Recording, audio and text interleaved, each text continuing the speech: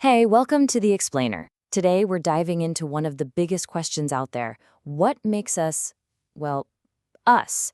What's the secret behind the human brain's incredible power for art, for science, for everything we do?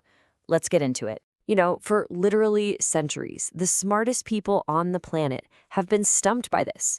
What is it about this, 3-pound lump of tissue in our heads that gives us such a unique level of intelligence? So, first things first, let's just bust a huge myth right now. It is not just about size. I mean, get this, an elephant's brain is over 3 times heavier than ours, and it's packed with nearly 3 times as many neurons. So, right off the bat, bigger isn't automatically better.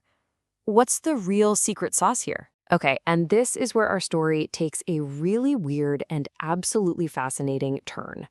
Scientists have stumbled upon a totally radical and honestly kind of shocking new clue in this whole mystery.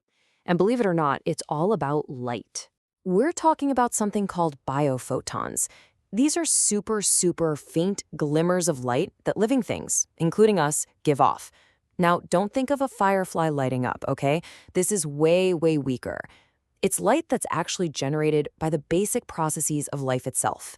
And get this. Scientists don't think this is just some random leftover noise from your cells doing their thing. No way. The theory is that your brain might actually be using this light to communicate, like a second network, an optical one, running alongside all the electrical signals we already knew about. So this idea is pretty out there, right? It's a wild thought, and it led some researchers to set up this incredible experiment. They figured, hey, let's look for this brain light across a bunch of different animals and see if there's some kind of pattern. So how in the world do you see a brain glow? Well, imagine a completely pitch black lab. Scientists took these super thin slices of brain tissue, they gave them a little jolt to get the neurons firing, and then, using these incredibly sensitive cameras, they captured the tiny glow that resulted. Then they analyzed its color. And check out the lineup they brought in for this. It's like a who's who of the evolutionary ladder. They started with the simpler brain of a bullfrog, then moved up through mice, chickens, pigs, monkeys, and finally to human brain tissue. They were hunting for a pattern. And you know what? They found one. Oh boy, did they find a pattern. What the data showed was so consistent, so clear, it points to a pretty stunning conclusion.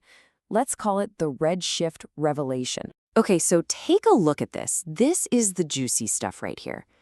This chart shows the average wavelength of light from the different brains. And just look at that trend. As you go from pig to monkey to human, the wavelength of the light just keeps getting longer and longer. So here's the bottom line. The more complex the brain, the redder the light it gives off. It's literally shifting towards the red end of the spectrum. This wasn't a fluke. It was a clear, consistent, measurable trend. All right, so what? Brains glow redder? Who cares, right? Well, this is where the puzzle pieces really start to click together. It all boils down to one word: efficiency. It all comes down to a super simple rule of physics. Longer wavelengths of light, the redder light, they just carry less energy with them. Simple as that.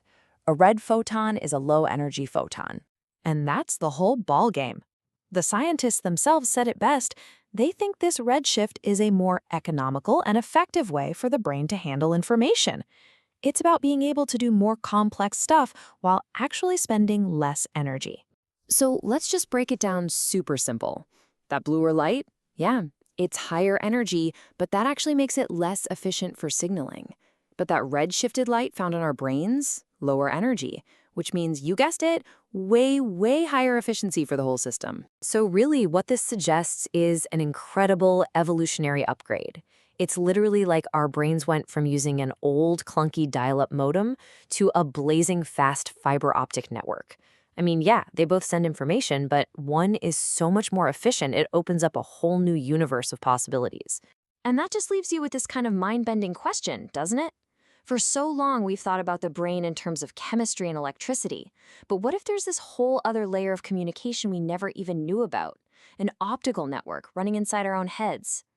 If that's true, what else don't we know?